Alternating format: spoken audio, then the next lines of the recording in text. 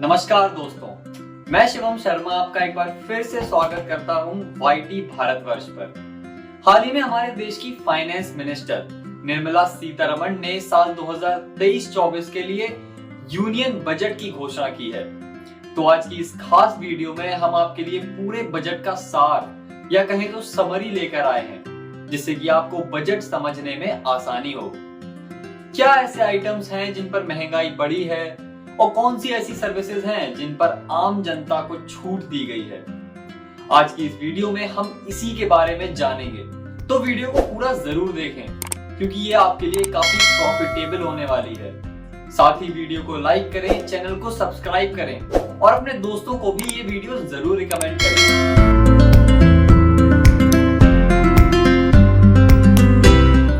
Union budget किसी भी financial year में होने वाले इनकम और एक्सपेंसेस से जुड़ा हुआ दस्तावेज है। सरल भाषा में कहें तो किसी भी देश का प्रॉफिट और लॉस इसी दस्तावेज में रखा जाता है। इस केंद्रीय बजट का उद्देश्य सामाजिक न्याय और समानता के साथ साथ हमारे देश का तेज और संतुलित आर्थिक विकास सुनिश्चित करना होता है।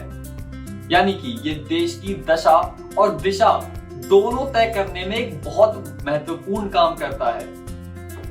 फाइनेंशियल ईयर 2023-24 के लिए आम बजट यानी कि यूनियन बजट को वित्त मंत्री निर्मला सीतारमण ने 1 फरवरी को पेश किया। तो आखिर इस बार के बजट में क्या कुछ नया है, किसको फायदा हुआ है और किसको झटका लगा है, ये सब हम इस वीडियो में जानेंगे। साथ ही पूरे बजट को हम आसान तरीके से और कम समय में आपको समझाने की कोशिश भी करेंगे।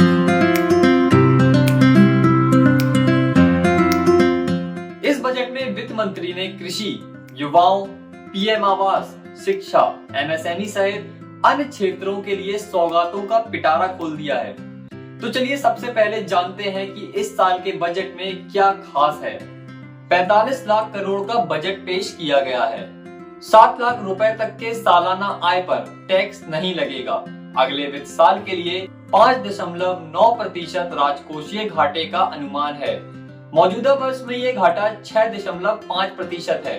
75,000 करोड़ रुपए के इन्वेस्टमेंट से कोयला, उर्वरक और अनाज की ट्रांसपोर्टेशन के लिए परिवहन ढांचे का विकास होगा। कैपिटल इन्वेस्टमेंट आउटले में 33% की वृद्धि की गई है। एग्रीकल्चर, डेयरी फार्मिंग आदि के लिए 20 लाख करोड़ के ऋण वितरण का लक्ष्य रखा गया है। 9,000 करोड़ रुपए एमएसएमई में नई क्रेडिट गारंटी के लिए दिए गए हैं। ये तो हुआ बजट का आउटलाइन। आइए अब इनको विस्तार से समझते हैं। सबसे पहले बात अगर इनकम टैक्स की करें तो इससे मिडिल क्लास को काफी फायदा हुआ है। ऐसा इसलिए है क्योंकि अगर आपकी आय 7 लाख या उससे कम है तो आपको उस पर कोई टैक्स नहीं देना होगा। 7 लाख से ज्यादा आय होने पर ही आप टैक्स के दायरे में आएंगे। आसान शब्दों में कहें तो मान लीजिए आपकी आय 9 लाख रुपए है। ऐसे में आपको कुल 45,000 रुपए टैक्स देना होगा। आपकी आय के पहले 3 लाख रुपए टैक्स फ्री होंगे। 3 से 6 लाख रुपए तक की आय पर 5% यानी कि 15,000 रुपए टैक्स लगेगा। 6 से 9 लाख रुपए तक की आय पर 10% यानी कि 30,000 रुपए टैक्स लगेगा।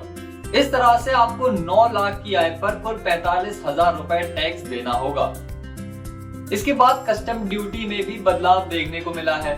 वित्त मंत्री निर्मला सीतारमण ने अपने बजट भाषण के दौरान कहा कि कस्टम ड्यूटी, सेस, सरचार्ज दर में बदलाव किया गया है। विदेश से इंपोर्ट किए जाने वाले खिलौने महंगे जबकि देश में बने हुए यानी कि देसी खिलौने सस्ते किए जाएंगे। लिथियम आयन बैटरी पर कस्टम ड्यूटी में राहत दी गई है। वहीं प्रयोगशालाओं में निर्मित हीरों को बढ़ावा देने के लिए सीमा शुल्क में छूट दी गई है। मोबाइल पार्ट्स और मोबाइल कैमरा लेंसेज के इंपोर्ट कॉस्ट में भी छूट दी गई है।